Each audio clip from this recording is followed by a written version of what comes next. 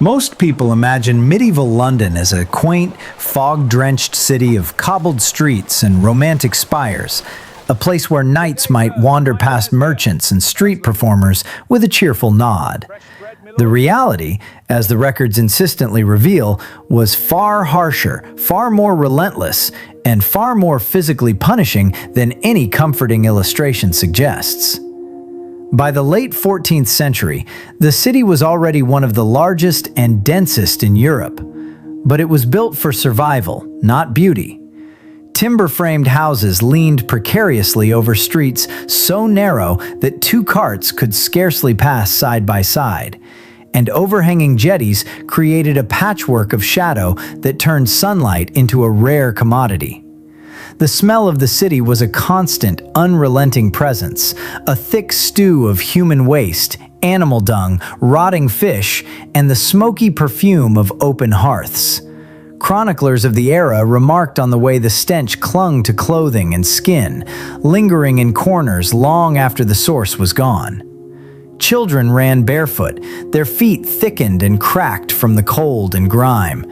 Yet their energy carried them through streets where disease and injury were waiting in every puddle and behind every wooden stall. Even the wealthy were not insulated from these realities. Water was drawn from shallow wells or the polluted River Thames, and food rotted quickly without careful preservation, leading to constant worries about contamination. Every day in London was a negotiation with the environment, and survival demanded a steady endurance of discomfort that could break the unprepared body or mind in weeks. The city's towering spires and walls were as much about control as they were about display. They confined the chaos of markets, animals, and the poor into strict channels, yet they offered little comfort to the millions who lived pressed against one another in spaces designed to maximize density rather than hygiene or comfort. The hidden truth is that medieval London was not a romantic backdrop for history. It was a crucible of human endurance, a city that tested the strength of every body and the resilience of every spirit on a daily basis. By the early 15th century, the streets had become a labyrinth of overlapping lives and layered smells, sounds, and textures that constantly reminded residents of the city's weight. A butcher in Eastcheap would carve meat above a trough filled with blood and scraps, the clatter of bones punctuated by the shrieks of animals, while nearby children dipped their hands into the waste and slime, learning the practical boundaries of danger by touch. Taverns were thick with smoke, the air dense with the bitter aroma of burning wood and spilled ale, and fights broke out frequently, not for drama, but because space was scarce and tempers were frayed by the never-ending labor of scraping a living. Homes lacked ventilation, which meant that the thick summer heat settled over sleeping occupants like a living thing. And in winter, the cold cut to the bone through thin wooden walls, forcing families to crowd near any embers they could generate, sharing both warmth and disease. Those who handled heavy labor, from porters carrying sacks of grain down narrow wharves to coopers bending over vats of fermenting ale, were constantly exposed to the risks of crush, cut, or infection. Their hands were raw, backs perpetually bent, and every day added new small injuries that cumulatively wore down the body. Street vendors balanced baskets on their heads or shoulders, their loads swinging with every uneven step as they navigated gutters clogged with filth and the unpredictable tide of the Thames, which periodically flooded and carried away anything not anchored. It was not merely a city of survival, but of repeated, grinding pressure, where the smallest lapse in attention could lead to injury, illness, or death. And yet life continued under an implicit social contract. Everyone endured, because the city itself demanded endurance as the price of entry. Chroniclers describe the groaning of floors, the collapse of poorly built dwellings, and the cries of the injured mixing with the constant noise of hammers, carts, and human chatter, revealing a world in which strength was quietly measured not in heroic deeds, but in the capacity to rise again the following morning, face the smell, the cold, the weight of timber and stone, and continue to perform the labor the city required. There was no pause for comfort, no protective distance from suffering. Every sensory layer, smell, heat, cold, damp, and crush, was immediate, unavoidable, and cumulative. In the bustling markets of Cheapside and Smithfield, life became a physical negotiation as much as a commercial one. The ground was slippery with mud, trampled grain, and spilled liquids, and heavy carts navigated the same narrow lanes where children ran and chickens scratched, creating a constant risk of being struck, trampled, or knocked into the filth. Merchants' voices had to rise above the din of shouting vendors, barking dogs, the rattle of wheels, and the occasional screams of those injured by a falling crate or an unbalanced load. Yet the human body was constantly taxed by the weight of goods, the strain of constant lifting, and the exposure to damp, cold, or sunburn. Each hour of market work meant shoulders raw from carrying baskets, hands blistered by rope and splintered wood, and backs aching under loads far heavier than what modern standards would permit. The social hierarchy of London compounded these pressures. Wealth offered only partial relief, and even the rich faced tangible discomforts from fire, disease, and the constant risk of theft or structural failure in their homes. Streets were lined with privies and midden heaps, and the putrid runoff seeped into every layer of life, forming puddles that could harbor infection or conceal broken objects capable of cutting the unprotected foot.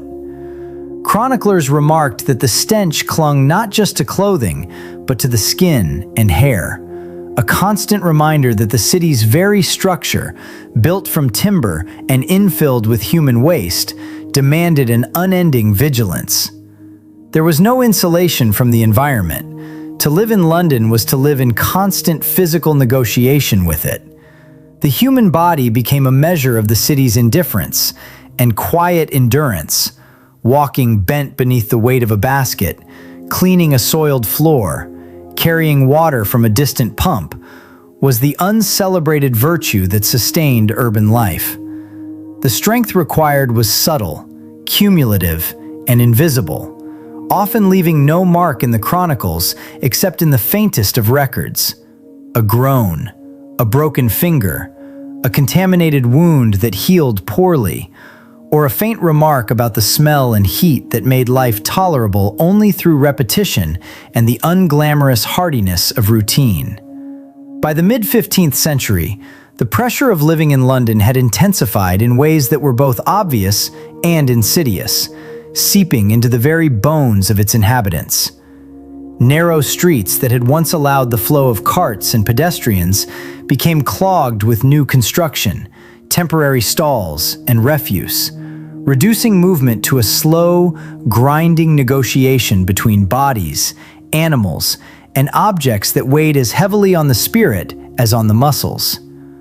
Workers who unloaded cargo from the wharves along the Thames faced a daily torrent of sweat, salt spray, and the persistent risk of slipping into the river, where currents were swift and rescue unreliable.